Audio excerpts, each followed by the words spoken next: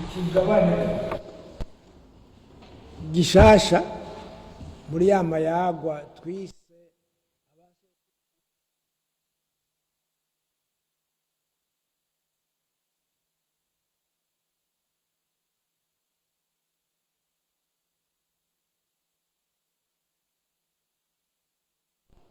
kuba igitangura byagiye guhinduka gusa ku babiri. Turafata uturorero tw'imiryango imwe imwe kugira ngo tubone ko ari uko byari biri. None rero nagira mbi ijambo umuvukanye dusangiye iki cigwa na kare François Manege ni umunyakarama, aduha akarorero ku muryango w'umunyakarama wabo n'ingene wari wegereye abami kuva kuri Ndare Rushatsi. Hanyuma rero tubifatire ko akarorero mu ndwiza tuzoheza tuyage uwundi muryango umwe wabatsindagire, hanyuma turabe n'iyindi miryango kugira ngo dutegere rwose ingene intwaro ya cyami yari yubakiye ku miryango. Ijambo ni ryawe rero François. Yego.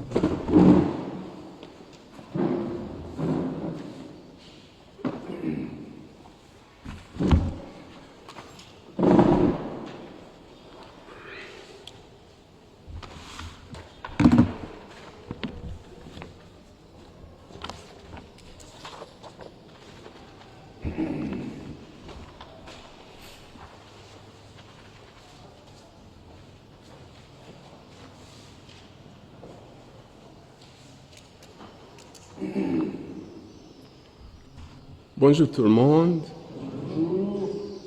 Nk'uko padiri yababwiye, je nitwa François Manege.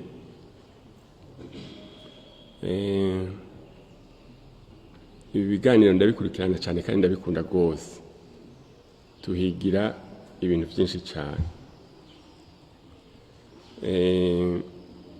Je no munsi padiri yari yasabye yuko twovuga ku bintu by'imiryango, hanyuma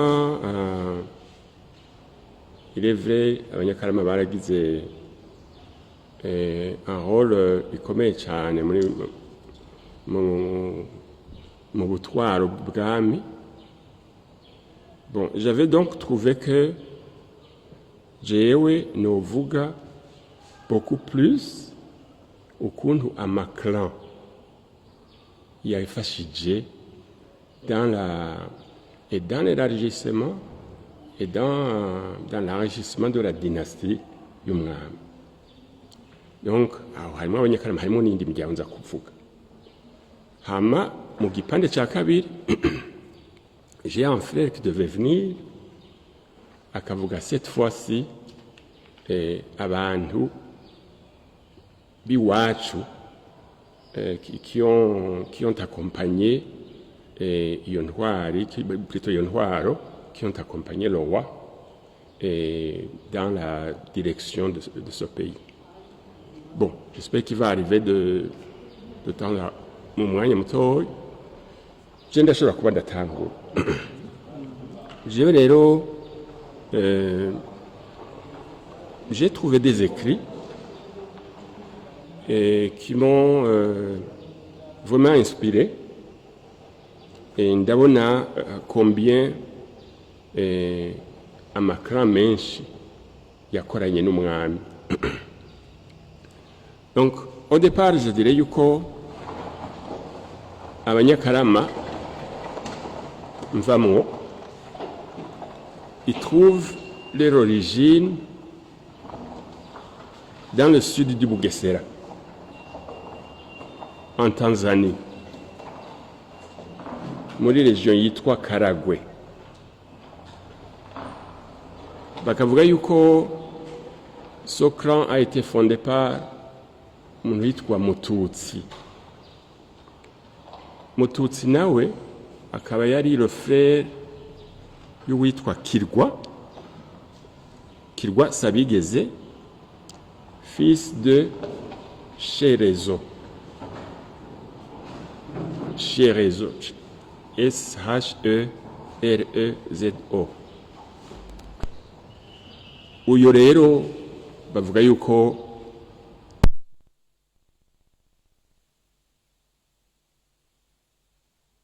donc Abanyakarama rero ils ont travaillé beaucoup aussi avec Ntare Rushatsi et qui l'ont accueilli en roi et l'ont aidé à asseoir la dynastie Ganois mu Burundi. Hariho rero d'autres Banyakarama qui se sont dirigés vers le Rwanda, n'ubu bariyo benshi. Abo rero mu kujayo, ils ont accompagné le roi Ndoli, qui venait diriger le Rwanda de chez sa tante, yitwa Nyabunyana. Uwo ni umwami w'u Rwanda.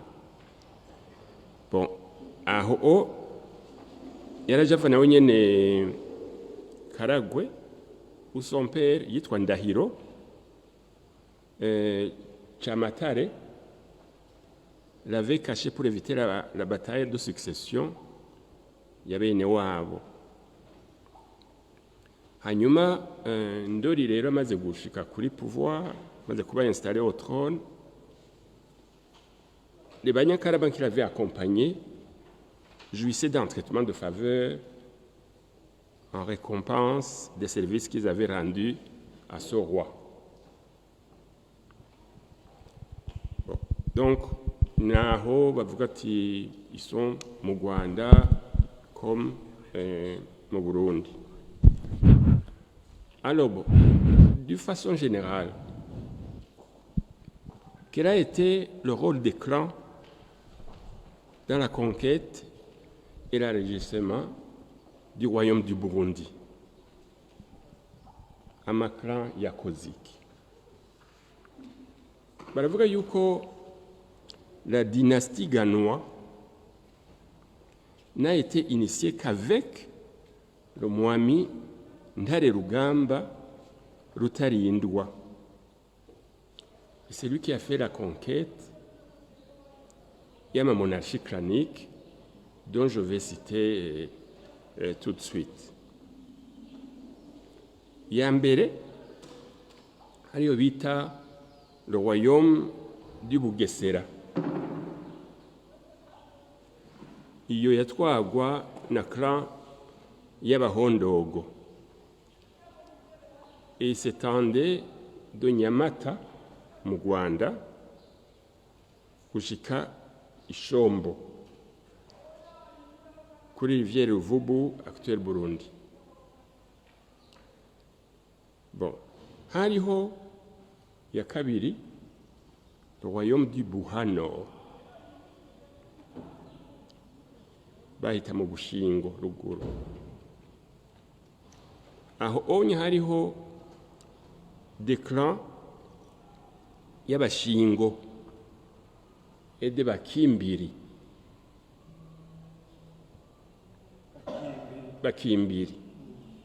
Ce royaume s'étendait le long de la rivière Ruvubu vers l'intérieur de la Tanzanie. C'est la région d'Ibuhumuza, l'actuel Chankuzo,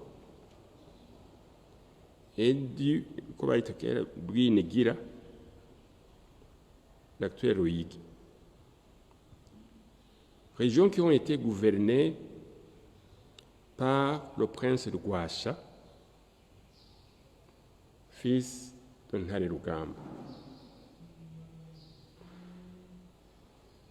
Le Mwami Ntare Rugamba a conquis avec son fils Rwasha Nyene uniquement la partie du Buhanor qui constitue le Buyogoma. Viennent ensuite les plaines inhabitées de Limbo. Zivakuri, rivière Ruhwa, jusque dans la région de Nyanzarak. aho rero ni ahantu le roi atashikamo parce que il était interdit yo gushika ku mabenga, donc kuri Tanganyika entre autres. Alors yaciye arungikayo, il y envoya des chefs au nord-ouest du clan des Ababibe. Charungika Ababibe dans la région de Mabayi et de Banyakarama dans la plaine de la rivière Rusizi et de la région de Buzige, Niyinga et Bujumbura.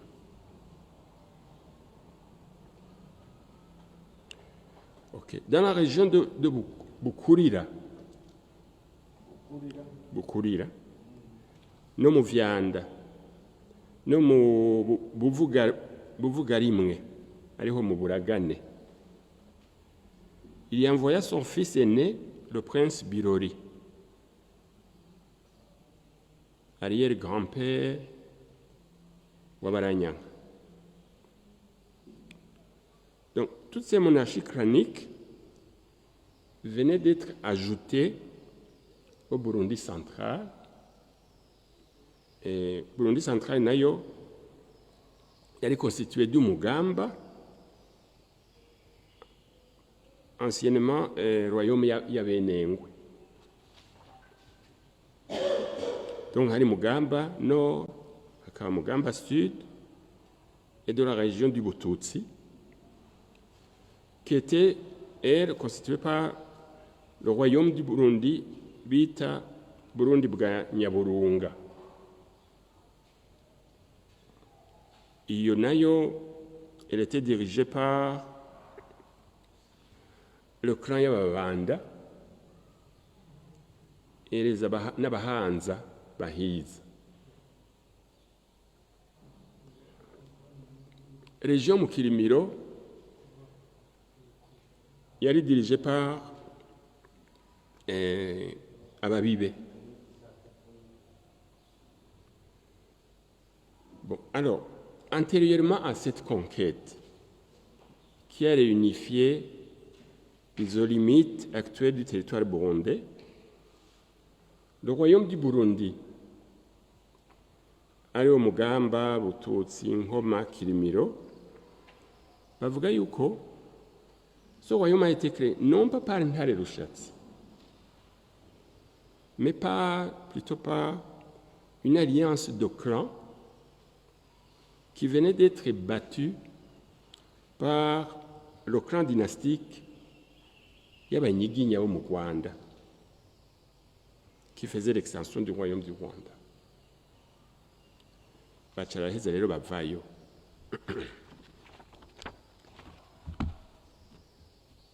Donc, c'était harimo Abenengwe, Abega, Abanyakarama n'Ababanda.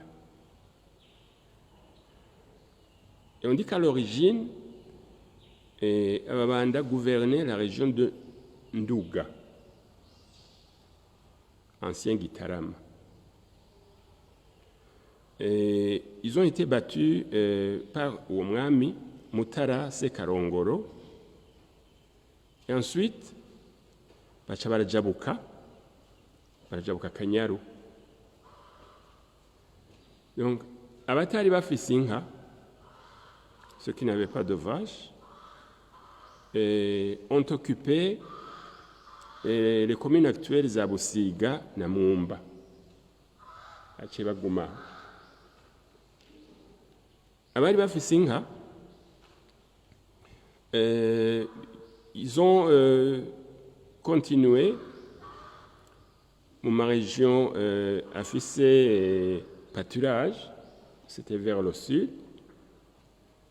et l'actuelle région Mubututsi, muri za Songa, Bururi na Vyanda. Baraheza rero bahasanga le clan y'Abahanza Bahiza. Bahiza. Et ils ont alors créé ubwo Burundi bwa Nyaburunga.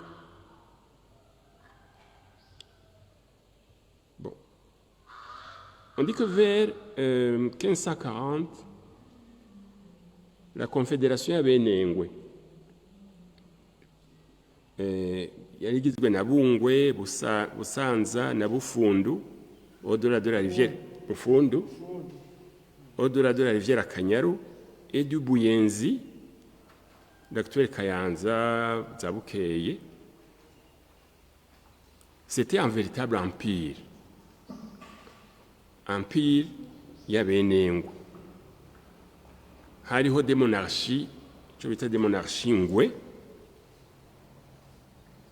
Et izo monarchies zari gouvernées par imwe yose umwami. Et chaque entité était dirigée par un mwami. Mais abo bami rendaient compte au grand mwami principal du Bungwe.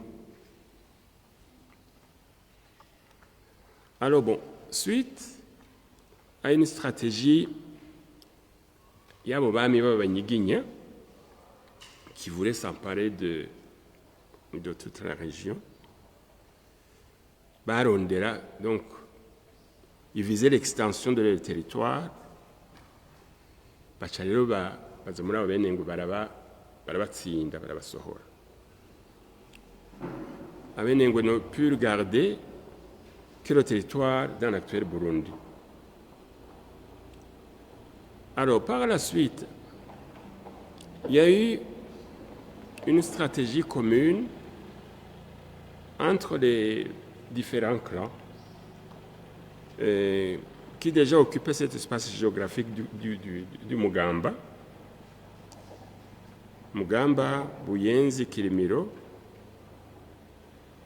Et une alliance fut conclue pour créer un nouveau royaume fort kugira baje hamwe bakontrekare izo abo banyarwanda qui ne cessaient de les pousser plus loin. Donc bitwa abanyiginya. Bamaze kuja hamwe rero, il n'était pas facile de s'entendre sur le clan d'un nouveau roi, d'un nouveau mwami. Alors, barashika kuri consensus, bavuga ati, nous devons introniser un mwami dont on ne connaît pas l'origine. Ati niwe yoduhuza. Rero ababanda n'abahanza bahiza baraproposa rero un deal kuri abo benengwe, abanyakarama, ababibe, abega, bagira ati twe turafise umuntu. Alors ils ont proposé le petit-fils de Ntwero que les Babanda et les Bahanza avaient intronisé pour, donc il y a le Muvurati pour amener la pluie. Quand on se retrouve un peu dans les récits, trois guisés, il y a quelque temps, Zerekeye, Umuzoa, Wandare Rushatsi. Donc c'était, il y a le Muvurati. Et ce petit-fils de Ntwero était le fils biologique wa Jabwe.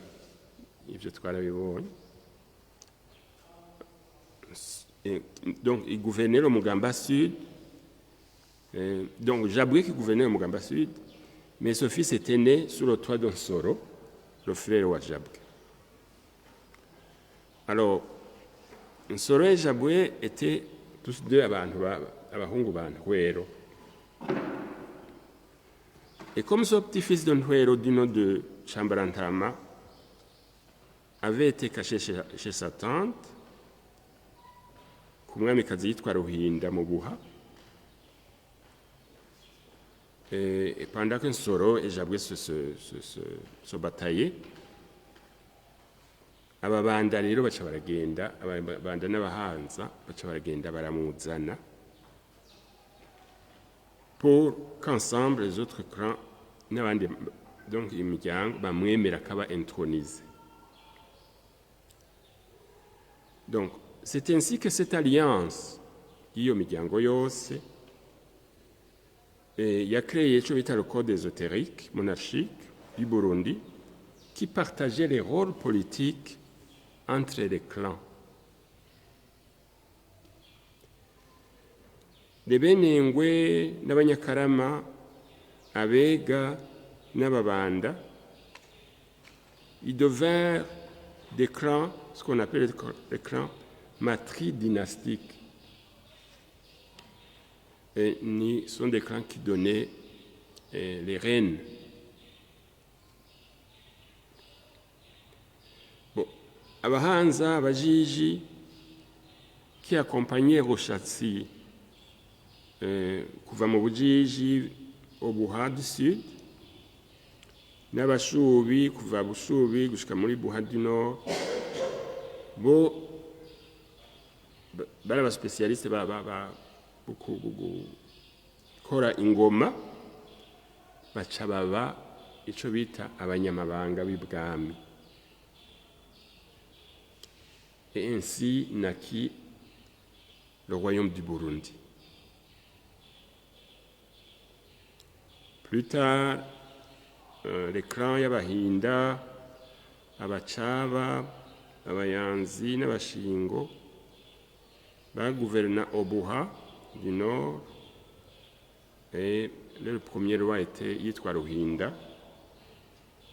Ses fils partageaient ma région Karagwe na Buha, mais finirent par monter vers le plateau du Burundi, là où l'élevage était beaucoup plus sain.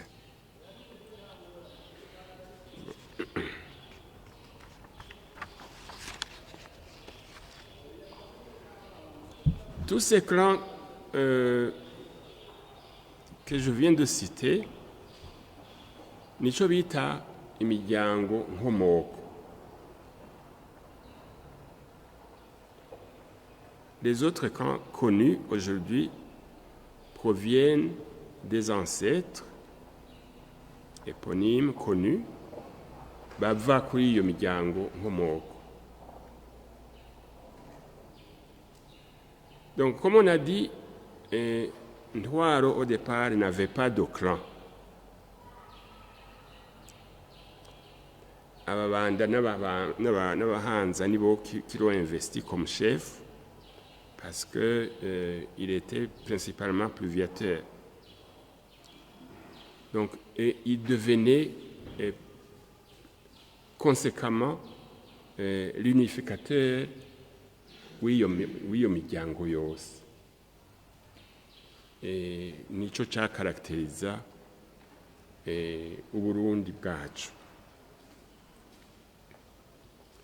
Et tous les clans, tout le monde le suivait, bakamu respecta, et c'était ça la caractéristique y'Abarundi b'iwacu. Donc, je dirais qu'au Burundi, l'origine de la monarchie a été bâtie sur une alliance interclanique. Nico principalement, twamye twumva et que beaucoup d'écrits zerekana. Alors bon, pour ce qui est des Banyakarama, Abenengwe, Abakundo, on peut s'inspirer de l'histoire Yariri Kumutima, qui nous permet de comprendre le lien de clientèle qui existait entre le Mwami et ses clans. Donc, le contrat matrimonial permettait à ces clans d'accéder à des fonctions importantes, notamment des fonctions d'administrer les domaines royaux, Chobita Ivyibare, la fonction d'assister le prince, Ichariho, et pouvoir séjourner à la cour du Mwami, Chobita Gusasa Ibgami, et participer également à la cérémonie Yumuganuro. Donc, ce contrat faisait naître un lien obligationnel. Et le clan devait participer physiquement et financièrement à toutes les campagnes militaires et initier les princes à l'art de la guerre.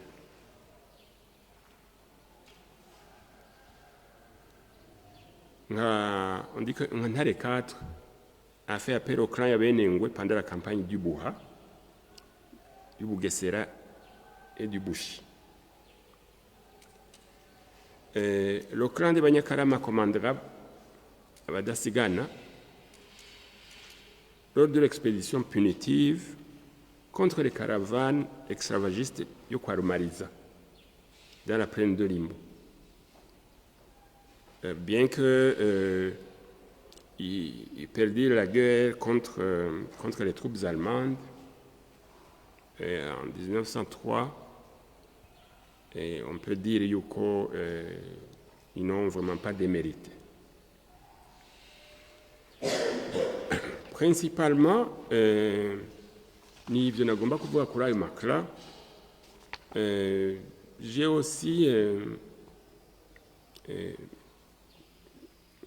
pour accentuer sur les relations z'iyo miryango n'abami, nk'uko babivuga abanyakarama batanga abamikazi, donc abageni bava mu banyakarama.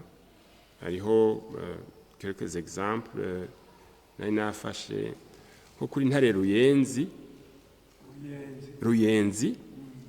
yari afise, hariho abagore b'abanyakaramakazi babiri nabonye, umwe yitwa Inabazi, yitwa Batazirazuba, yavyaye entre autres yitwa Ndatimana na Busumano, hariho n'abana. Hakaba n'undi wo kwa Ntare Ruyenzi nyene yitwa Mucurira, yavyaye abitwa ba Rubanguka, ba Rwiza n'abandi.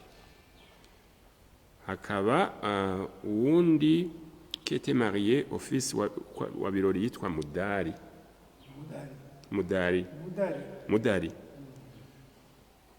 Niwe rero yavyaye abitwa ba Rukangaza, ba Kirayi, ba Mbunduguza, ba Gwangara n'abandi. Benshi rero bagiye kuboneka cyane cyane kuri Mwezi Gisabo. Donc umugore umwe w'umunyakaramakazi yitwa Musani wabo wiwe niwe yavyaye ba Ntarugera, ba Rugema, ba Ntabuye, ba Inashaza. Uyundi yitwa Inarwimo, nawe aravyara abandi bana nyene. Kaba rero principalement uno uvuga ko yamareke l'histoire itwariri ku mutima, niwe yavyaye Karabona, avyara Bishinga, avyara Nduwumwe, Mutaga, Mbikije, Bangura na Ganguzi. Uyu wundi yitwa Zirakeyuke, toujours mu bagore bo kwa Mwezi. Hakaba n'undi yitwa Tibanyiha. Abo bose rero Mwezi il a eu 10 femmes n'abana 42. Donc harimo mu bagore biwe zire 1 2 3 4 5 6 7 mu bamikazi biwe, yego ndacumuye barimo 8 bava mu banyakaramakazi. 8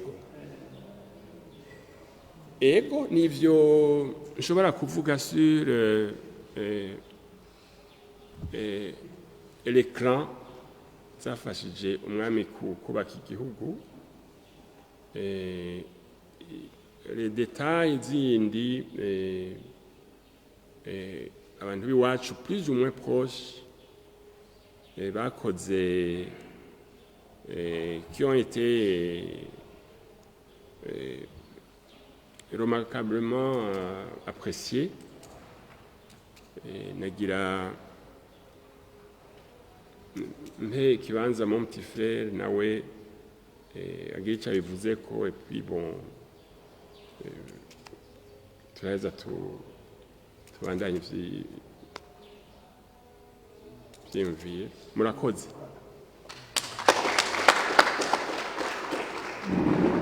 Nukuri turagushimiye rwose twari twagusabye ngo tuyagire turagushimiye rwose urongene wigoye ugatoza ugashika kure rwose ukagura bimwe twari twararondeye ukaronderamwo ibindi nawe aha tuguma turondera mu gifaransa babyita version turondera za version nyinshi ejo naho turabe cyangwa abandi twebwe tutakiriho barabe ibyo bokuramo bofatirako aha ni ukuri turunguka rwose kandi wagiye kure cyane njye natangaye rwose kuko uyu muntu ni umu informaticien kugira ngo rero aje muri ibi abikaremwo birahimbaye rwose rwose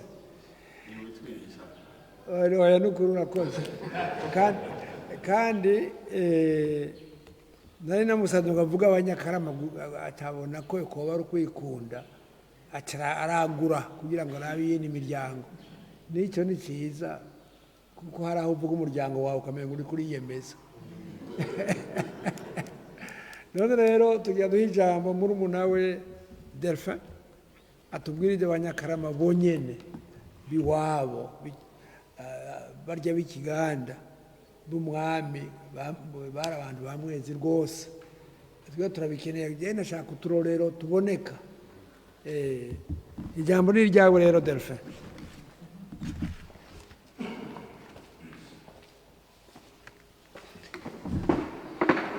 Mwaramutse neza mwese.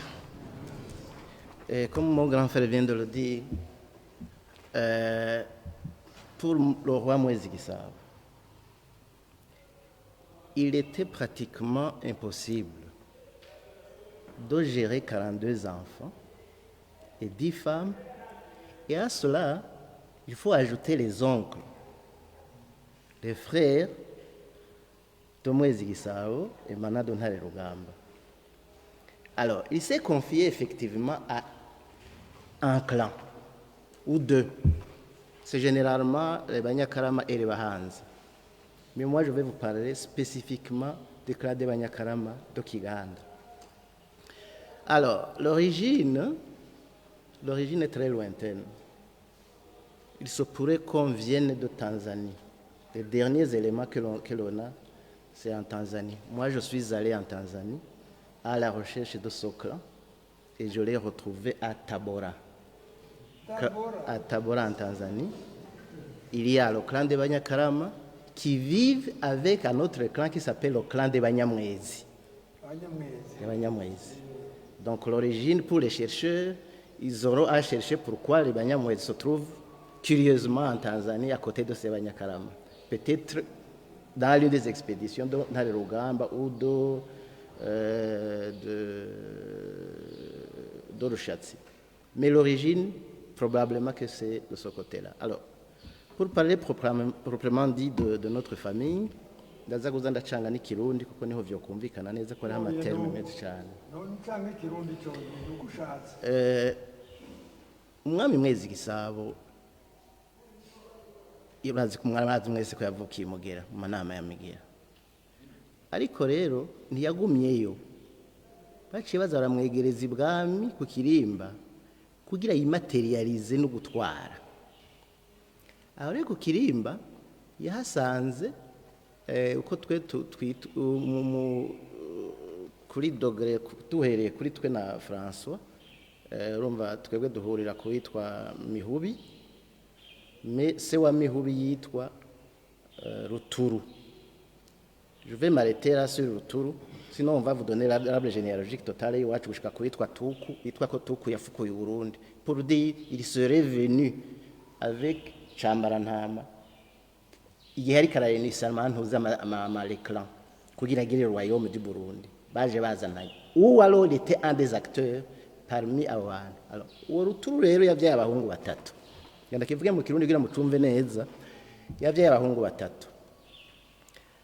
Ku mugore wa mbere yavyaye uwitwa Manfu. Taza kumugaruka ko cyane ari nawe yateye Maconjo. Ku mugore wa kabiri avyara uwitwa Bagwagure na Mihubi. Uwo Ruturu rero ibwami yakorana n'uwitwa Nkandagiye ari nari yari muramuwe. Bari bakomeye ibwami, yari Nkandagiye, yari muramuwe, yari umusafu muri kara y'abasafu. Bari bakomeye ibwami rero baca barera, basa n'abariko barera Mwezi Gisabo, bakamumaterializa n'ingene ubutegetsi bugenda, bakamugendagendesha mu mirwa. Kera hari mirwa 4: umurwa wa Kiganda, umurwa wa Mbuye, umurwa wa Bukeye n'umurwa mukuru wa Muramvya. Aho hose uzoba umwami yatezwa kuhagendagenda, bakamugendagendesha, akamenya abantu baho, akamenya imico yabo bantu, kugira azoze gutwara réellement afise imizi ishika mu gihugu. Niho rero uwo Mwezi kubera uwo Ruturu umunyakarama yamugendagendesha, yaca munywanisha n'abo bahungu batatu biwe: Manfu, Bagwagure na Mihubi. Duhere rero ingene Mwezi Gisabo arashitse ku butegetsi. Acagira Bagwagure, aca mugena kuba son chef militaire, nukuvuga umukuru w'abagwanyi b'ibwami. Yatanguye kwitwa Bagwagure. Kera rero ntibaguha ingabo ngo ucugumaho, baca baguha naho uja gutwara. Aca mugena kuja gutwara umurwa wa Kiganda. Icaba ciwe yari witwa Rubombora, yari umuhanza. Bagwagure rero haragera igihe rero Rumariza aratere byababwiye. Uwagiye arongoye ingabo za Mwezi gutera Rumariza kumwirukana n'uwo Bagwagure. Aramutsinda, aragaruka. Agarutse asanga umugore wiwe yavyaye yibarutse, umwana wiwe yibarutse w'umuhungu, aca mwita Bihindagitero. Ibyo ni ibintu Bihindagitero. Umva yaravuye gutsinda iyo ngwano yo kwa Rumariza. Haca haza iyindi expedition ya mbere y'Abadage, baragwana naho nyine arabatsinda.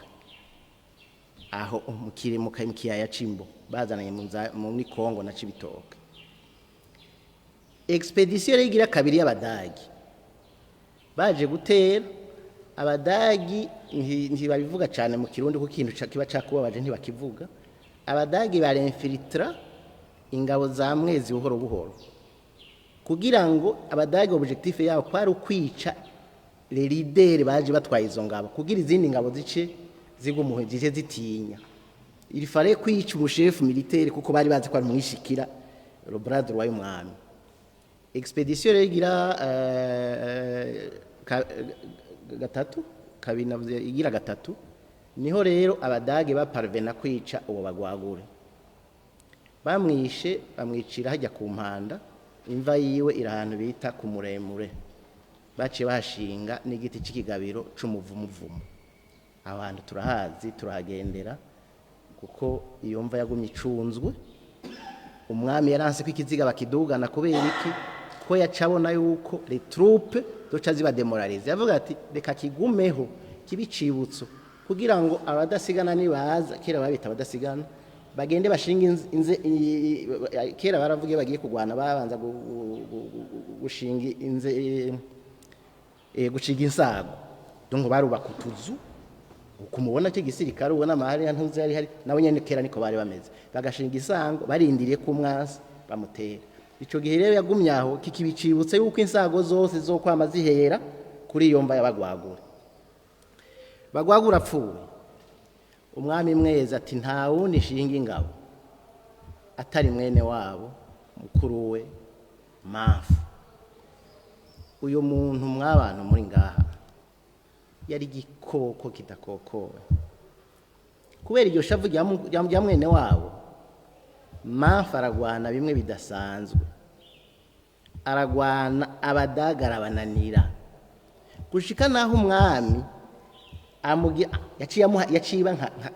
yaciye unité d'élite y'umwami ikigumira kuri imisozi yo hejuru no mu kibira ntiyasubiye kuja ku kirimba aja ku kirimba igiye ku munsi mukuru canke yayitumyeko yagumye irarindana n'abadagi gushikaho abadagi bibananira no gukora ku kintu na kimwe kucerekeye teritwari y'umwami hagati aho rero wa wundi Mihubi yasigaye ibwami urumva mukuru we yapfuye icyo ntababwiye nuko uwo mukuru we bagwagure yari yarongoye abagore 4 oya 5 ku mugore mukuru yabyaye witwa Behindi Gitero nababwiye ugira kabiri amuvyara ko Macemagu ugira gatatu amuvyara yari muvyara ko witwa Biyoyogoro ugira kane amuvyara ko witwa Nyakamwe ubu Nyakamwe ndaza kumugarukako hama no wa gatanu yamutwaye umugore wa gatanu yamuzanye igihe yari yagiye gutatura abaganwa batase mu mugamba azazanye uwundi mugore yamuvyaye kamwita kava Burundi tiko ndababwira buhoro kugira mwumve nyumuryango ingene umeze kugira nje kubwira role nini cyane umwami yaciye Mihubi rero umwami acamubwira ati we Mihubi ndaguhaye mission zibiri ubwa mbere kunderera abana babagwagure asize nuko basohora ubagira bawe icya kabiri ndaguhaye gusubirira mwene wanyu gutwara umurwa wa Kiganda icababa cawe azoba yaciye amugira uwitwa Burazi umunawe nyene ari umuhanzi Burazi abana na patiri ngaha mu nyuma kuri mu nyuma mu mpera za nyuma za renye ya mwezi umurwa wa Kiganda warabaye munini cyane bacababwarunwa kabiri umwahaca ucamihigo utwagwa n'uwo Mihubi na Burazi Mihubi na Rubombora igice cya kabiri yaramariza ya Kiganda yaciye atwagwa na Burazi hamwe na se wa sekuruza ntabona batazira ndega babwira yitwa Ndega Pati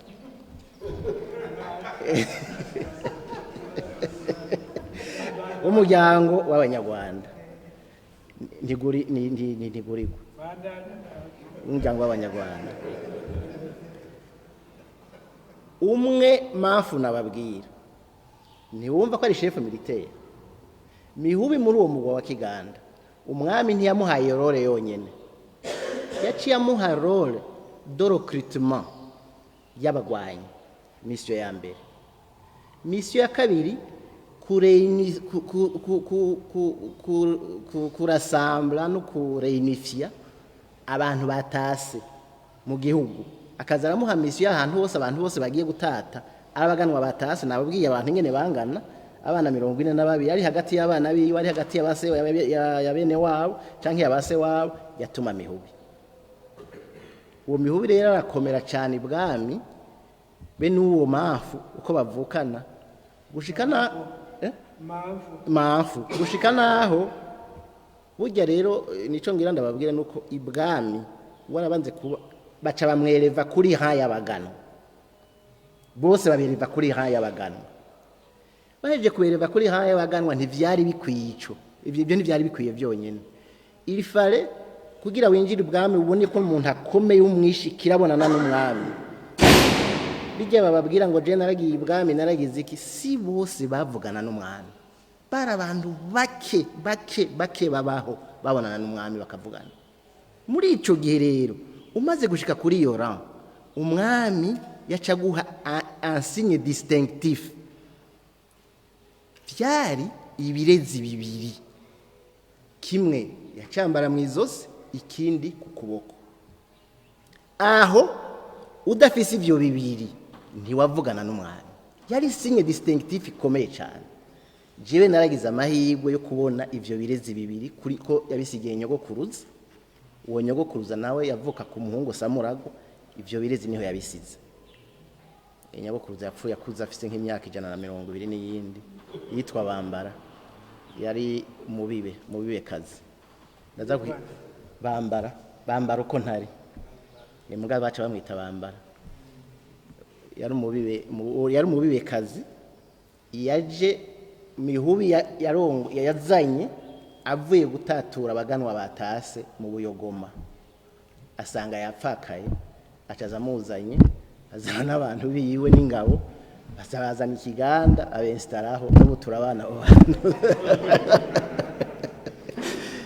Yari umubibe kazi. Mihubi rero ubona ariko ndababwira Mihubi aca jouer le rôle politique et social au sein de la cour.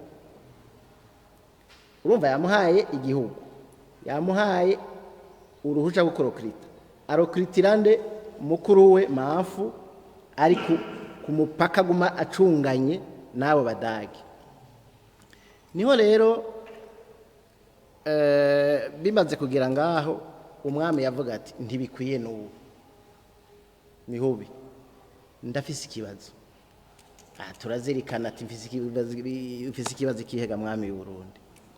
Ati jewe nkeneye ko tugendana mu gihugu cose. Igihugu cose tukagendana nkaraho bene wacu iyo bari bagenda rero igihugu cose. Kwari nko kugira amwerekana akababwira ati umunsi mwabonye uyu ni jewe nzobanje. C'est l'autorité de roi qui serait là le jour où vous verrez cet homme. Donc veuillez exécuter les ordres qu'il va vous donner ou accomplir les missions que je vais lui confier. Mihubi rero agenda rero akwira igihugu cose, mugabo yakwira igihugu cose haraho yasiga abana. Ntibataha umva yashashika arondera inshoreke. Ni ukuvuga ukuri mu Kirundi kuko benshi haraho umva nk'umuryango w'Abanyakarama warakomewe ni benshi byaribye. Aho bagenda agiye ajanye n'umuryango bashike barondera ko bamara igihe kirekire, amezi 3 amezi 6 basigaye inshoreke. Bagaca rero baza baragaruka baza gutanga raporo. Muri uko gutanga raporo rero harimwo ibintu bibiri bikomeye. Hari iyo raporo politique, hakaba niyo raporo sociale ingene abantu babanye.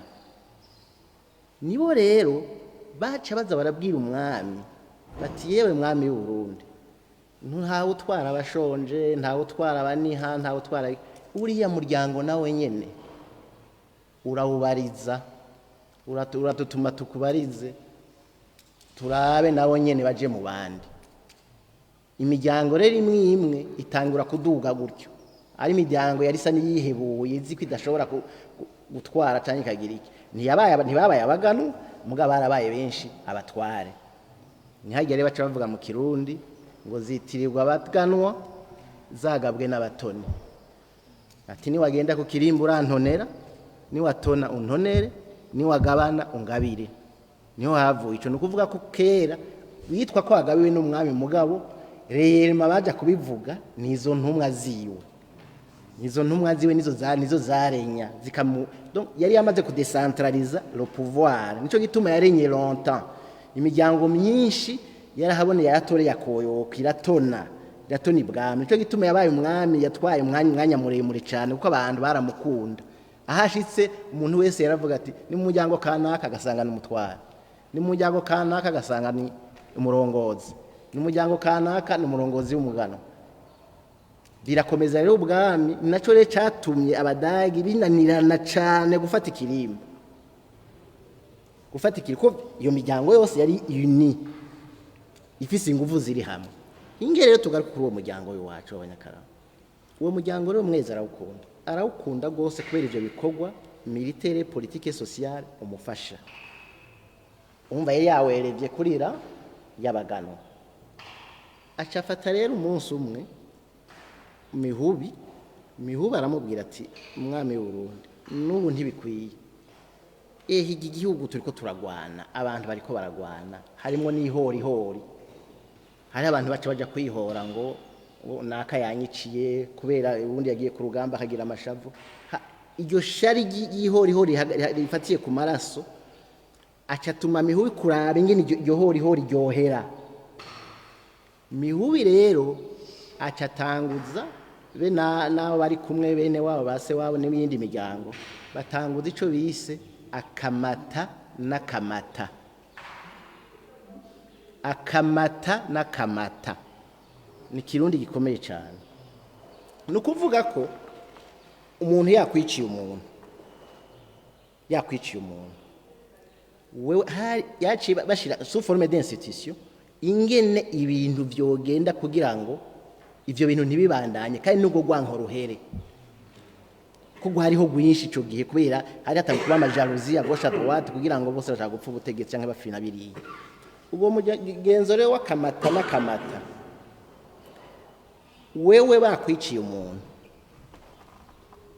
bakakwicira umuntu haca haboneka mu muryango iwanyu wabishe bamaze kubona ko ari bo bafise ikosa haca hasokoroka abashinga ntahe batatu bakagenda bariruka buno nyene vuba bwango kuja kubwira umuryango wiciwe yuko bemeye yuko ari bo bishe hakiri kare bakavyemanga.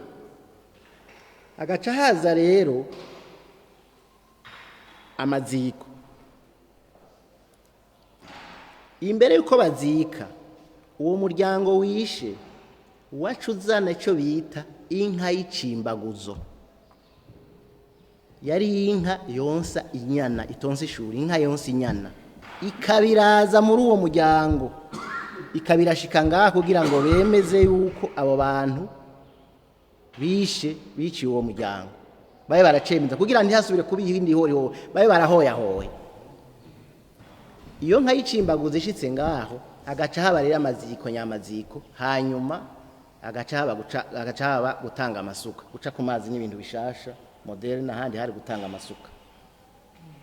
Ugatanga amasuka rero bakavuga ijambo muri iryo jambo bavuga ati ngiyi ni inka y'icimbaguzo twayisize turavyemeye. Agaca bare wa mugigwa rero kuganduka. Umugigwa rero kuganduka wari ukomeye kuko babashinga ntahe babandanya bavugana na babana baca barensisionaliza rero ku munsi wo kuganduka haba imyengo y'inzoga inzagwa n'impeke mugabo impange nini zihuza iyo miryango ibiri. Mugabo rero vyavana n'ingene imiryango ingana n'ubutunzi ifise.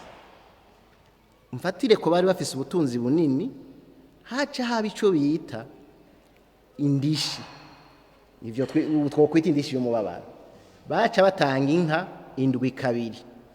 Ndabivuze exprès kuko kera ntibavuga ngo rimwe kabiri gushika kuri 10 bavuga indwi rimwe indwi kabiri kabiri gatatu kabiri niko baharura kera.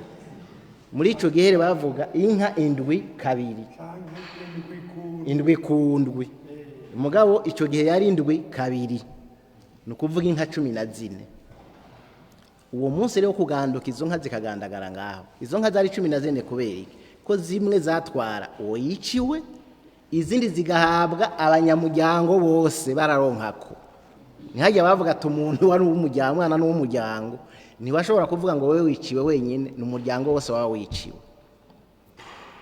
Kuri uwo munsi nyine haca habagwa ikimasa canke ibimasa bivanye nuko abantu bangana.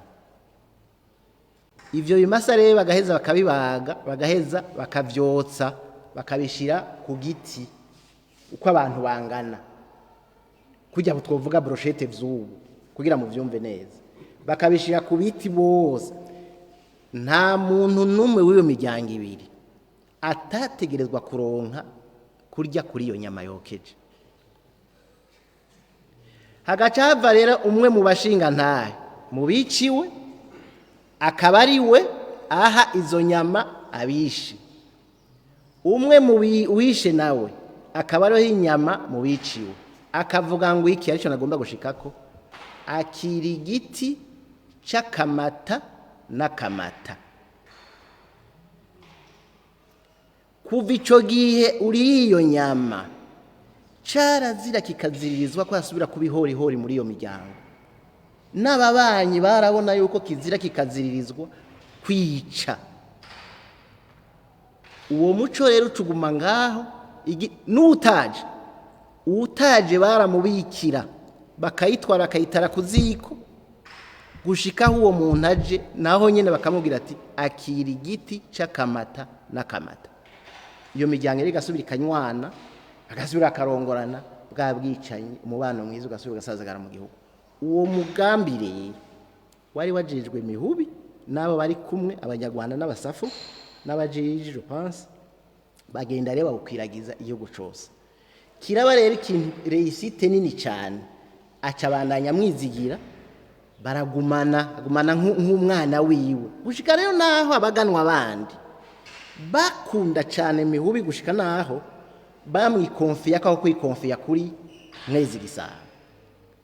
N'ubuhurero bwinshi, Karabona we yari nk'umugenzi wiwe, Ntarugera Ijanja yari umugenzi wiwe, Nduwumwe yari umugenzi wiwe, basogokuru bose baraja kuramutsa abandi umwe kubera ubwo bugenzi bwa basogokuruza kandi badatwara, mugabo ubugenzi bwagumyeho kubera iyora n'ivyo byabaye mu gihugu. Hagere rero ari nababwiye ibya mafu, Abadage baraprogressa bari informa, bari bamaze kumenya l'autorité de roi ingene iri fonctionnel. Batijya rivyo vyose twebwe Abadage ntidushobora kubaho ngo tugira administration ngaha, umudaga agire umwami agira administration ngaha, tiza kuba administration imwe ituyoboka. Kubera iki? Aba rero niho abahistorie benshi badakunda kumwe kuvyandika. Burya Abadage urumva bateye u Rwanda n'u Burundi. Mu Rwanda nta resistance nimwe yigeze iba. Nta resistance mu Rwanda y'Abadage yigeze iba. Bariyinjiriye baratwara, abandi barunama tigati sabwa abazungu. Aha mu Burundi ho habaye rutarara, barankati muje ntimushobora kuza kudutwara umwami, ntimushobora kudu. L'autorité du roi ngaha mu Burundi yarabaye protégé cyane, royaume iraba protégé par tous les Barundi. Ico rero kikenerva Abadage kubera babona igice kimwe ntaco kivuze, mugabe ikindi ni rutarara. Baca baranforsa rero ingene benfiltra réellement le royaume. Ageze kuyinfiltra rero akaba karaba, ikirimba kirategwa. Gitewe rero nticatewe kubera babaneshejwe, baciye kuri Maconjo. Maconjo yari umugenzi wa Mihubi,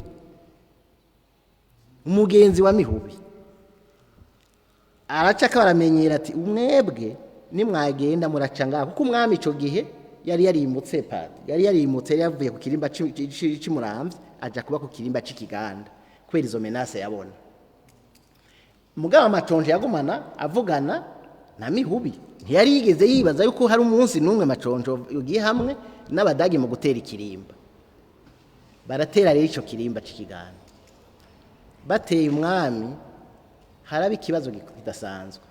Umva babakikuje, il fallait sauver le roi.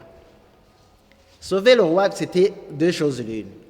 Soit kumwirukangana bakagwana, mugabo ntivyakunda. Il fallait attirer l'ennemi vers un faux sentier canke une fausse note. Baca rero abantu batatu bahitamwo kwiyambika impuzu z'umwami kugira ngo nibaza gutera bazi ko bateye umwami. Muri abo bantu batatu yari Mihubi, yari Mwansi, yari umusafu, na Bihome rero ariwe yahavuye hagwa umukevyi wiwe. Bihome rero yari afise karire nk'ijya y'umwami n'uburebure nka burya bw'umwami, bagashaka gusa. Bihome rero babwira toya, mwebwe ntimwopfa, mupfuye igihugu coba gipfuye, reka jewe ni sacrifice, mwebwe mu muhungane. Bihome rero aca yambika impuzu y'umwami, baramwica mwicarana n'uwo Mwansi, mugabo Mihubi araparvena kumescripa, aramuhungana amujana kwa Karabona. Kwa Karabona baramujabukana gushika i Burunga. Ba bantu bari bazi ko bishe umwami baratinda barumva rero yuko umwami atapfuye umugabo ko ari mu buhungiro i Burunga ni hagati ya Rutana je pense Gitega akantu kari gace hagati na hagati y'izo province zitatu actuelle Gitega Rutana Ruyigi je pense bashitse ngaho rero i Burunga bandi bamutera basigara baravyina ngo ntimukazo je kwiranga nk'amafu umva amafu ico gihe yari yaje gutabara ikirimba yaracugwa ko azova batera ikirimba erezuma ko ari ko nawe nyene yarakomeretse ico gihe uwo mafu yarakomeretse muri ico gitero baramuhungana gushika i Burunga baca bavuga ati ntimuzokwirange nk'amafu na mihubi bagiye kwirangira i Burunga purdi bariko basonzera mu buhungiro i Burunga natwe twafashe igihugu baravyumva abazungu rero ntibagarukiye ngaho babandanya bagwana mugabo karabona arungika ingabo nawe ziwe kuja gufasha abo bariko barahungana umwami baca rero baniganira ifota abazungu ntibarenganya ifota kuko hagati ya fota na Mwaro hari uruzi rwitwa Kaniga baca babambira hakurya ya Kaniga babuza kujabuka ko ntibashobora kurujabuka baca baniganira rero abazungu baguma ifota kwa Kamatari actuel Kamatari niho abazungu bagumye pour histoire noneho ashobora kubibira ni naho bashaka gushinga isengero Kamatari arabankira baca baza gushinga isengero rero ikiganda adefe kukarabona ibyo ni ndaza kubigaruka ko hanyuma tugarutse rero kuri uwo muryango urumva yarereve kuri raya bagana yaragendeye igihugu hacabare indi certaine réorganisation yukugira umwami bamugemurire kwari kugemura kugira ngo abo bantu bagiye bahunganya umwami baronke ivyo barya baronke niba beshaho ni hajya rero mwumva keshi mu Kirundi bavuga ngo basogokuru kera baratugwanira bajabuka n'amaguru bakajabuka inzu zitagira ibiraro byari muri ivyo rero umwe mu bahungu ba Mihubi yarantwawe n'uruzi amugemuriye umwe mu bahungu bakuru mbere turabifite n'ivyemezo kuko ababaye rescape twarabanse mu mwanya wo kubabona twe bakiriho barabitubwira ivyo byose no kuvuga ko ivyo turiko turavuga ari ibintu byabaye atari ibintu by'imvandano Mihubi rero n'amafu bacunze umwami Mihubi abwira amafu ati we musigarana je igihugu ndakizi acaja rero mu gihugu gusubira kuvuga ingene kunegosia ingene umwami yugaruka gasubira karenye ashigikiwe niki nabo bantu bo mu gihugu Mihubi rero atangura kugumura imiryango kugira yanke autorité allemande ko bari bazi ko front hari imwe iruhande y'umwami abadage biroturuva igihugu cose cirevolse habaye revolte un peu partout dans le pays abadage rero baragira ikibazo ati ibi bintu bije gute bashaka rero gukurikirana umwami yari barabimenya Mihubi n'amafu barabimenya baca baragenda imbuye bahitana inyambo z'umwami zari imbuye baca barazishorera no mu Gishora kugira ngo uwo muzungu ariko arabakurikirana muri za Gitega avuga aterega bwa wundi umwami ntari hariya n'inyambo umwami n'inyambo birajana abazungu bagaruka rero gutegera inyambo bahura ziri Gishora zavuye imbuye n'amaguru gushika Gishora si hafi mugabo nukubera bari bazayo mayiri yari tactique kugira ngo aba bazungu bareke kumukurikirana umwami ico gihe rero nawe aronka umwanya wo kuvayo aduga nk'uduga na za Mwaro Mugamba guhungira kubera iyo rezo bari amaze kuyimenya c'est à partir de là nibaza ko les sites tuzozivuga hanyuma c'est à partir de là haki yatangura kuba ama négociation secrète yo kugira ngo barabe les Allemands avaient besoin contrairement ivyo abantu bibaza les Allemands avaient besoin kuko iyo revolte ntibari kushobora kuyigera kuko zari front nyinshi yari front y'u Burundi kabe front muri Tanzania n'ahandi bavuga ati iyi front y'u Burundi irakomeye cyane reka dusuke mu amazi bo bararonse na Telex ico gihe yo mu Budage babwira ati gerageze ko mushobora kose mugarukane autorité de roi abo bandi bibagira murabe ingene mu bibagiza mugabo autorité de roi igaruke kuko ntidushobora kubananya twiimplementa autorité de roi itagarutse ivyo rero bakabifashwamo n'abaki n'abapatiri kuko ni bafise renseignement sur y'ibiriko birakorwa niho rero haba ama négociation bagaheza bakumvikanira naho ubwo yagira mu bisanzwe ntibari kuyagira ikiganda umwami yashaka ikiganda umugabo akababwira ko boyagira nk'imbuye canke ahandi kugira ngo aronke umwanya wo kuzaraza buhoro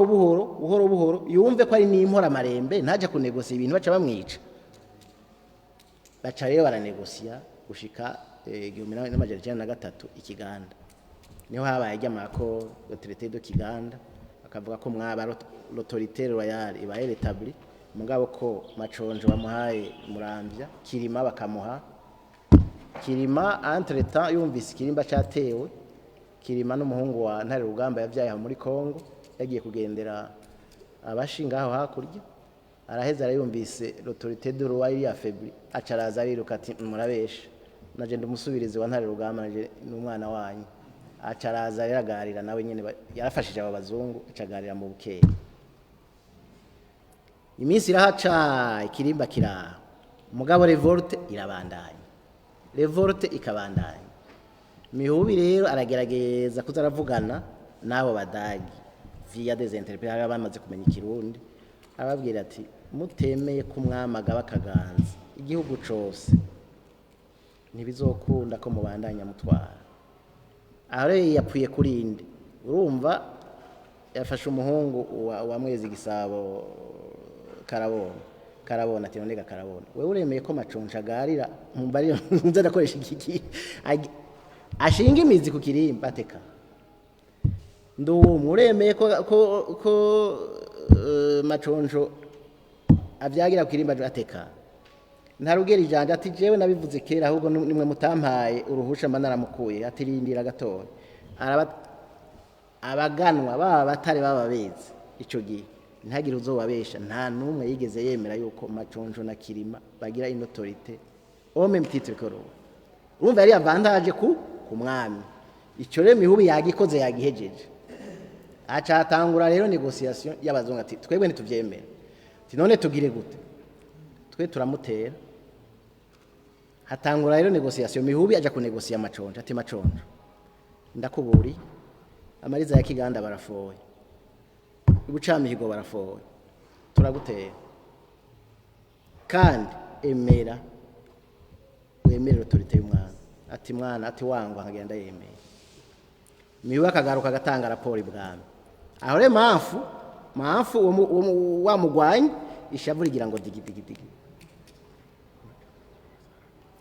ishavu rigira ngo digi mafu rero araraba ati mbebasha ubu Mihubi araduhenda na hari mwene wacu kuja kunegosia ujya mugabo nta kamaro duteza kumutera acaragenda amwiba ikirezi kimwe muri bimwe biyama signe distinctive kugira ntasubire kugira accès umwami aba ari we yishikira wenyine kumubwira Mihubi ari karoga arabura ikirezi kimwe ati barariraguye aragihiga arakibura aca haza umuhanzi ati yewe ati ntibava bikora mu nda ati gifise mwene wabo aca agenda aramuraba ati mafu mbico kirezi mafu aca arakimusubiza ati genda ubwire Maconjo uti kiturirwa n'impanjo kirazira atemeye autorité du roi turamutera kandi sizokugisha inama Mihubi ntiyiri warasubi aja kwa Maconjo ko yarabonye yuko ashobora guhakwa umva mwene wanyariza kwibico kintu yabonye kwishavu ry'abagwanyi rigeze kure atagenda abwira umwami ati mwami Burundi Maconjo yananiranye mu mutera baca baramutera rero ivyabaye murabizi acahungiragera nk'uja guhingura mu byo kwa Kanugunu aramwiyicira kuko mafu yashaka umutwe yashaka kumuca umutwe awuzanira umwami haca haba ikibazo rero yuko banegosia abadagi nibo banegosia kugira umutwe ntawuce abadagi nibo bazanye ikiziga ca Maconjo sino mafu yashaka umutwe wa Maconjo kuwuzana akawushikiriza umwami Maconjo araho umva arapfuye Kirima ngo yacamukurikirana we yarahazi yaciye mu kibira yikubita imbo acasubira hakurya mwaho nyene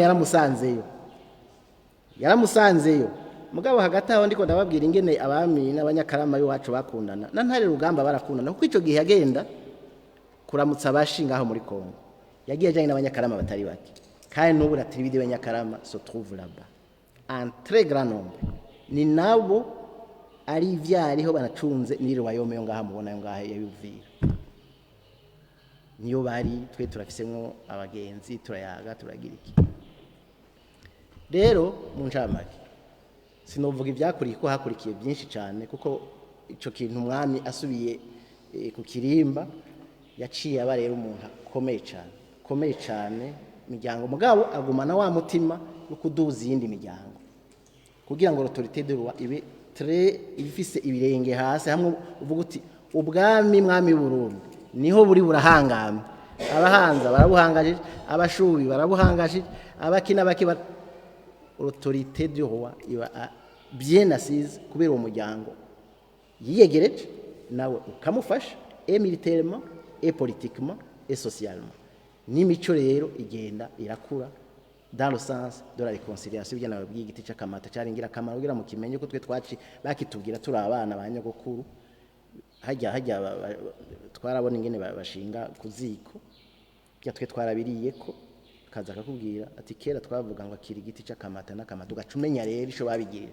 gaca bikubwira niho twabikura ku rubumbiro kuziko niho twabikura none rero uwo muryango ukomera gutyo ukomera ibwami ukomera no mu bantu me cyane mwezi icyo nibagiye kuvuga nuko igihe umwami mwezi aje ni Bujumbura akabona n'abo bazungu yapfiriye ngaha mu Buhonga bagashaka rero guca bamuhamba ariko umamfu niwe agiye kumwizanira kandi kuva ico gihe mwezi gisaba apfuye abo bantu babiri mamfu na mihubi nta mwanya baronse wo kubaho nawe nyene bari yahuye bagize iki ivyo ari byo byose nuko bari barashize abana babo ibwami ntibabandanije bakomeye nkuko bari ntibabandanije bakora nkuko bari bakora kuko umwami les a éprouvé baramukunda telemake urabona abantu bakera umuntu akundana n'umuntu agira ngo wikundanye birajana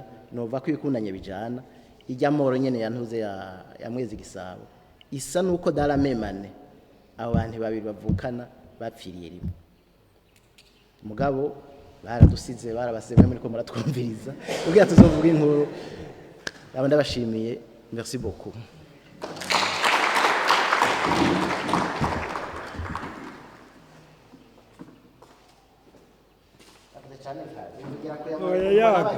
Oya nanjye ndabivuge neza nzigisha ngaha muri kaminuza nahora njana abanyeshuri ahantu kugira ngo bibarize abantu bahawe ukumenya ibya kera n'abababyaye kuko kumenya ibya kera byaca ku babyeyi bakabyigisha abana imuhira uko niko twese twagiye turamenya ibya kera ubu rero nagize imana aronsa abanyakarama babiri mwumvise ingene batuyagiye mu gifaransa babyita informateur kandi umuntu akwigishira ibya kera n'uje ubifata nk'uko umengo byose ni ukuri kwamye aguha agace k'ukuri ukagereranya n'akandi gace ugaca wunguka ukaduratera imbere ubumenyi bw'ibya kera bitandikwa niko twagiye turaburondera nicyo gituma rero mwofata ibi batubwiye nk'uduce tw'ukuri twongera ku tundi twari dufise buke buke twunguruze nicyo gituma nagenda basabe ko mwobabaza cyane cyane ibintu byo gutegera neza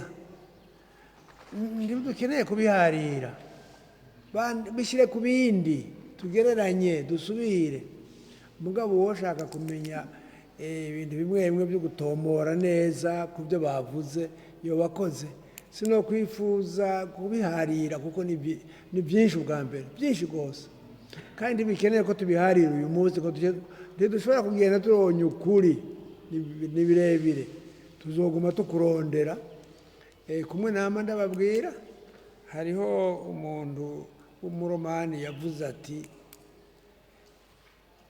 yabivuze mu kilatini ndakivuge kugira mwumve ikilatini etiam si multa scio plura ignoro même quand je connais beaucoup de choses j'en ignore encore plus. Nicyo gituma rero uheze ukaza utoratora ubaza usubira gushika hamwe uteba ukaronka ibintu bifadika. None rero mubabaze cyane cyane ibintu byo gutomora ibyo bavuze ntidukeneye guharira uko bizotwara umwanya wundi. Yego nagira rero baza aho ko ari babiri mubabaze ikuta bavuze mutumbe iki kintu dusigurire neza hano twe dusoze rero nkubitiye harya ndaje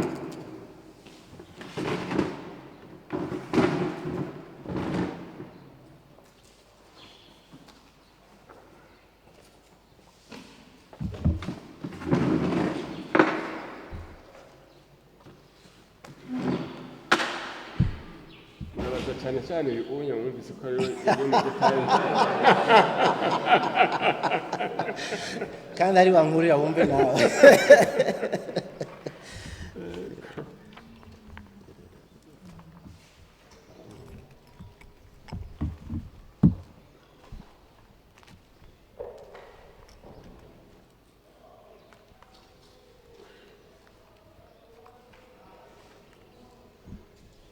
Mwakoze jenza kugaruka ku gice cya mbere cyabaye exposé par Monsieur François. Ni nakantu nshaka kugira intuze ibintu yavuze nka byinshi biri muri version twigeze kuronka muri group WhatsApp tugitangura iki cigwa kijanye n'ivy'abami bari bansabye kugira resume yavyo gatoyi mugabo n'ubundi twavanye hari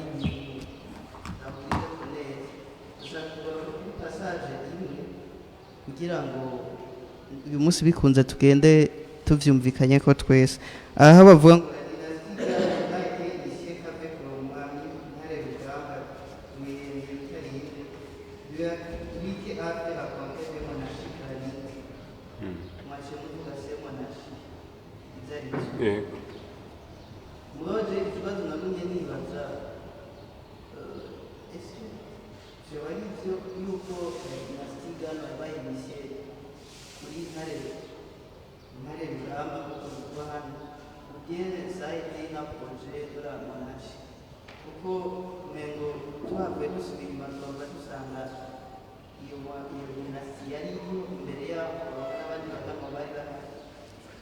imwe mu marezo bivuga yatanze kure avuga yuko ngo igituma ari byo ngo nuko ngo imwe mu miryango yavamwo abami twayicuruzi ngo yamenyekanye cyane ari abatare n'abezi gusa abandi ngo bakunze kuvuga yuko bataye mugabo ndibuka kakiri kari karatanga umuco gatoya kugira ibintu biza bivuye mu magurupe WhatsApp n'ahandi henshi ubivuga araryoshe inkuru cyane rwose cyane agashyiramo amasa maremare bivanye n'iyaba n'ibyo ashaka rero ikibazo kibazo cyari gihagaze kuri mensi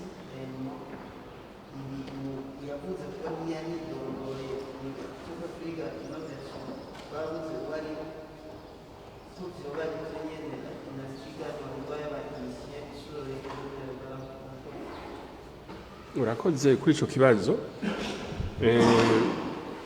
Jewe si je considère ibyo twize kuri Ntare Rushatsi on a passé un revue amaresi menshi gose mugabo muri ayo maresi simbona ahantu où il y avait une accentuation y'ibintu vy'imiryango à cette époque.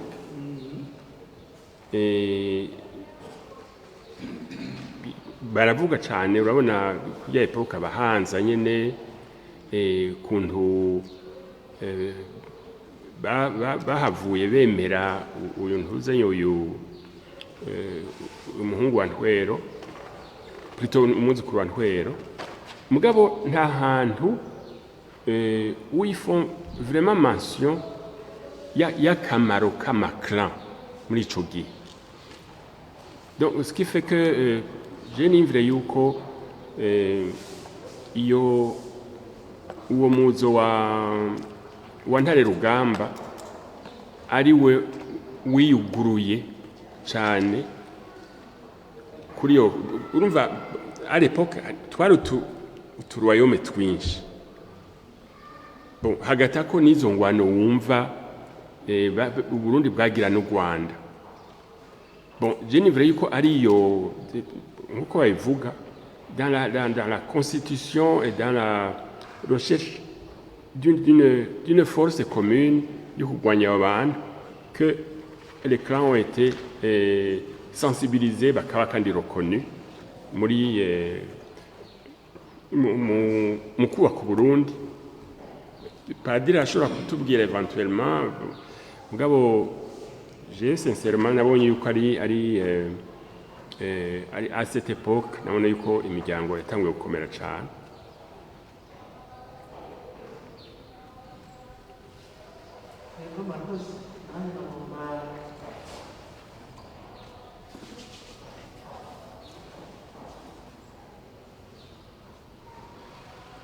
Agenda asumire n'abandi nabyo ndabaza utubazo tubiri dutoya.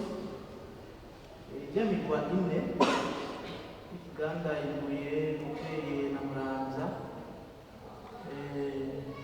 yaje gute c'était makaraho umwami yarafitiye ingombo ngabo byaje gute hama iryo jambo umurwa ndaribona mu bitabo cy'inyandiko nyeranda barikoresha umurwa mweranda ni sizi ko ari ville musigurire hamwe kuri cya kabiri iyi institution yo kurekuranira gusaba imbabazi kurekuranira ayishimye mugabo ndabona umengo hari ikibazo simbona kwidegemvya no kubishaka cyane cyane ku ruhande rw'abantu biciwe. Kuko iyo ngiyo bigiye muri institution biba nk'itegeko dufite turabise amurundi barabizi severe nta muyobozi ushobora gutegeka kurekera umuntu ntimutegereza kuba personnel intérieur kuva ku muntu. Nagomba rero kubaza ikintu kumengo baragitegetse ni cyiza iyo kivuye ku muntu kumengo cyangwa itwa institution kiba itegeko. Umuntu yoshobora no kubibwira ati none ntabigira ncanjahe ko ari igihugu murakoze. Ingena cyo maze kuroya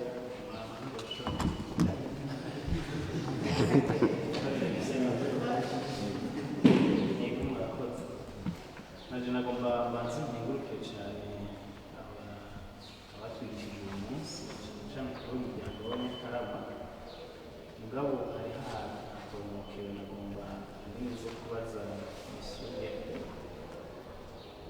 twarize ko umuryango w'Akarama watanguranye n'u Burundi. Umushinga ntayo Manigari yavuze ko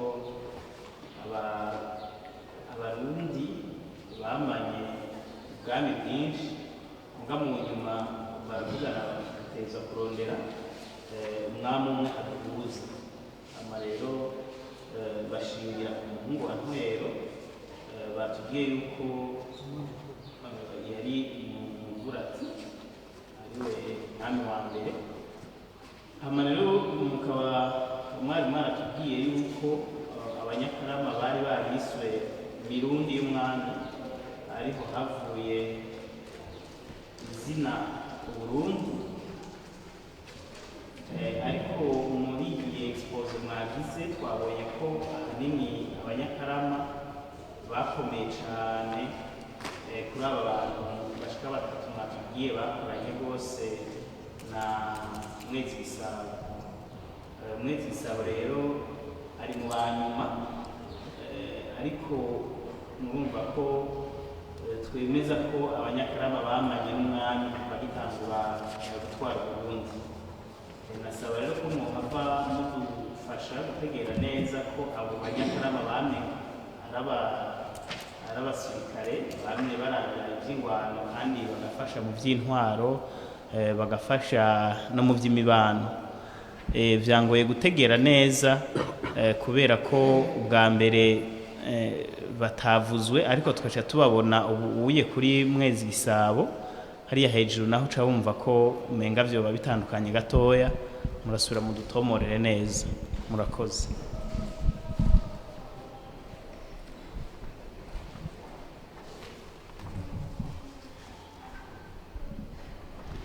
Murakoze. Naje mbanza gushimira abagize exposition no munsi. Vyari bimeze neza mwatwigishije cyane. Hama naje we mfise utubazo tubiri tugufiya kugira ngo mufashe gutahura neza. Ndatubaza ugiye exposition igira kabiri. Mwavuze yuko abarundi bagwanije cyane abadagi, muravuga nuko mbere bari babatsinze gushikaho haza baca kuri Maconjo kugira ngo bashobore gushikira umwami. Je ndiko ndiyumvira abantu bafise imiheto n'imyami, numva abandi babo bafise inkoho, mushobora kumfasha gutahura neza ingene abo bantu bashobora kubatsinda. Ikibazo kigira kabiri, Maconjo yarafitaniye ke relation n'umwami ku buryo yafashe abadagi batsinzwe akabafasha nyine gushika batebe bashikire umwami Mwezi Gisabo. Hari icyo mutubwira kuri histoire dossier twumva? Murakoze cyane.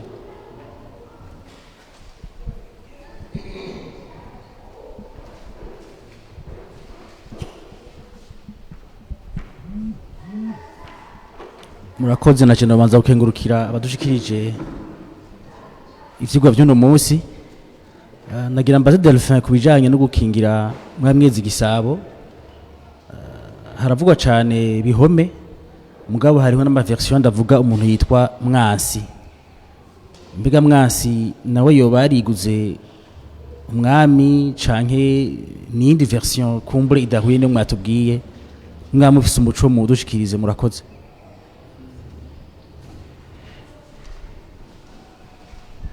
Murakoze cyane.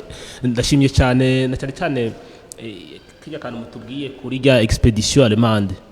Urabona kenshi turakunda kunegrija kutamenya neza ibintu ya periode umenga ni ntoya mbwa habaye ibintu byinshi cyane. Urabadagi baraje basanze ingabo z'umwami niho ziri kandi zirakomeye. Na cyane kujya kajya kantu muvuze yuko u Rwanda gwishikanye bafashe u Rwanda twe tutarafatwa kajya niko nanye nagasomye ahantu mu gitabo niko twebwe twaragwanye tuza gutsindwa mbwa twagwanye twarateye igere. Murakoze cyane yuko urabona ibiye byanditswe by'amarchive ntabyo dufise ngaha, naho niyo biri mu Kidagi. Mu Kidagi rero nibake bashoboye kubisoma. Nuvuga rero ako kantu tubwiye karadufasha gutahura cyane ibyo byanditswe tukabironka. Ibyo by'ingwano birakomeye cyane kuko uravye niyo mwanya naho mwiganye muto habaye ibintu byinshi. Ikabazo ngire mbaze ngiganye kujya traité do Kigali cyangwa amasezerano. Ahetse wabo biziko yuko mbega urona tubiravye y'amategeko ngene yanditswe y'amarticle tubona menga ubasha bunini rw'umuzungu naho kuja mu biro byagoranye. Mbega hoba harabaye kuvugana abegereye umwami nawe baravuga ati gatwe nakudushaka ibi canke n'abazungu bazanye bati burya uteza gushira mu ngiro ibi. Mushoboye kumenya kajya kantu k'inka zira ikibazo gihereje gutubazwa n'abanyeshuri ati mbega zijya kumenga ni nyinshi zavuye umwami ku mwami canke n'abanyeshuri n'abantu bazizanye abanyagihugu baratizana. Hakantu mwamubizi ko mukakatubwira. Murakoze cyane.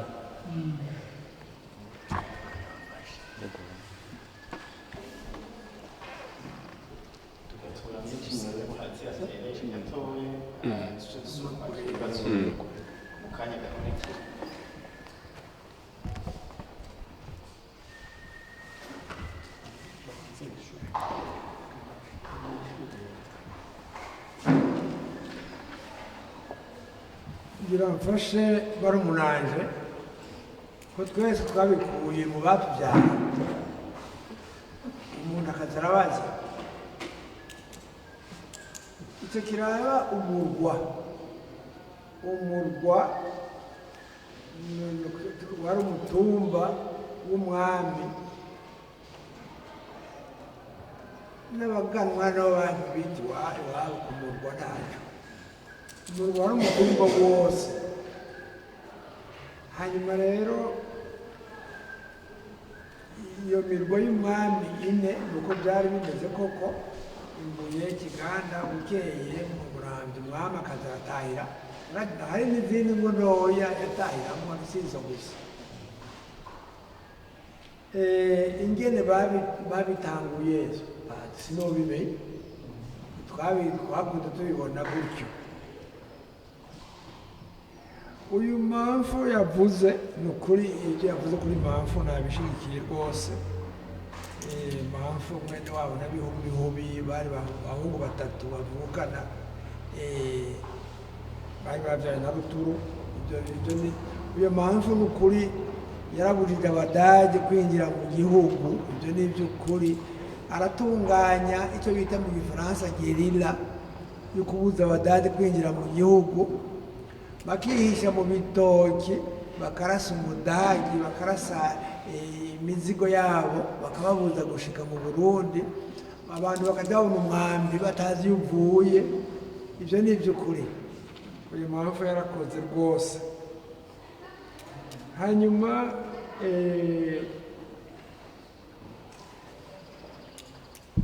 kandi yarakurikiye mwezi barajyana no mu burunga ni iby'ukuri byo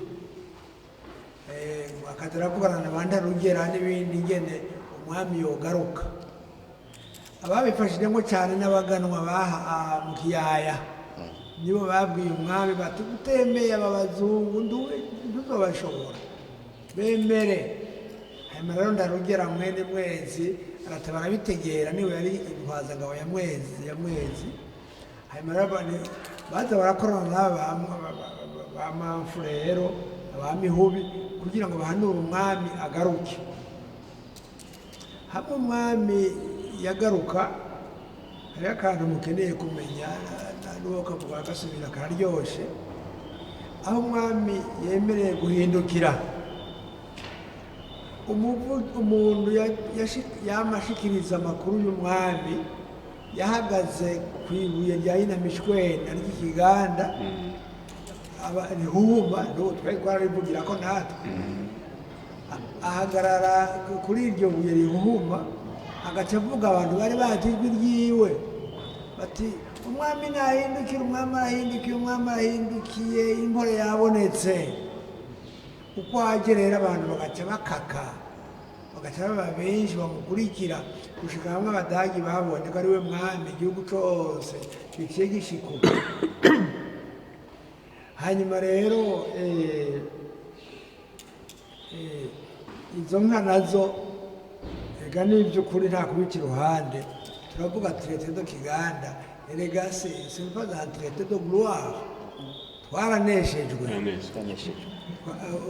Burundi bwari bwemeye ubudagi mugabo icyo abadagi bagize ni uko baciye bemera umwami nabo aho bamukuye icyo nicyo twungutsemo izo nka rero zavuye imbuye ku muhungu wa mwezi umwe umuhungu wa mwezi yatwara imbuye niwe yazitoje muri ako karere kose cyangwa 400 arenga ziraboneka izo zari zo kwemeza gusa ko abadagi biganje mu gihugu hanyuma ikindi ni ukongera ko nsozera gusa ni ingene n'ukuri abanyakarama mwumvise ni iby'ukuri bariguze umwami baramukunda rwose gushika hamwe abantu b'amaconjo bivuga amazina bavuga iyo mpamvu mushake mubyandike ndazi ko mukeneye ibyo mwandika akantu karyoshye ko kwigirako umuntu umwe yivuga amazina ati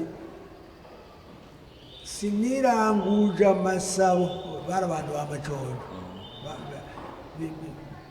bafatira kuri uyu mpamvu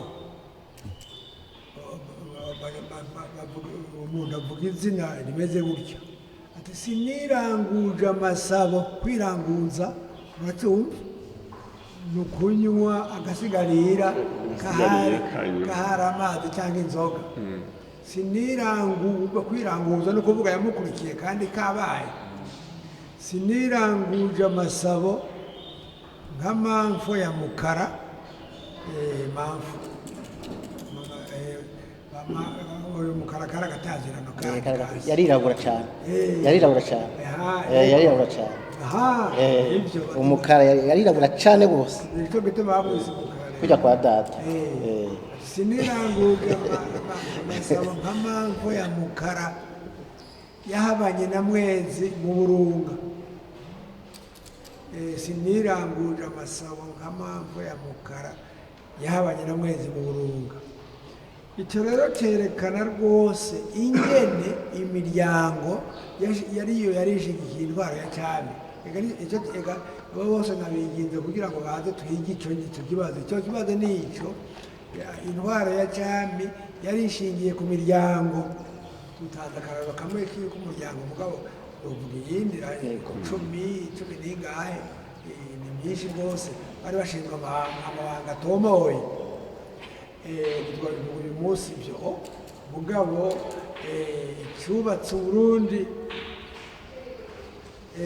bwa Nyaburunga umugani w'imvugo n'icyo ni ukumvikanisha imiryango iby'amoko byaje kuba birigi turamaze kubivuga nuko jeno baterera namwe munyitsi n'ikindi nokongera ko ku kibazo ca Elvis avuga ati mbe kumenga abanyakarama bagiye gukomera cyane kuri mwezi plutôt qu'avant je nimvire ko kuri mwezi barakomeye cyane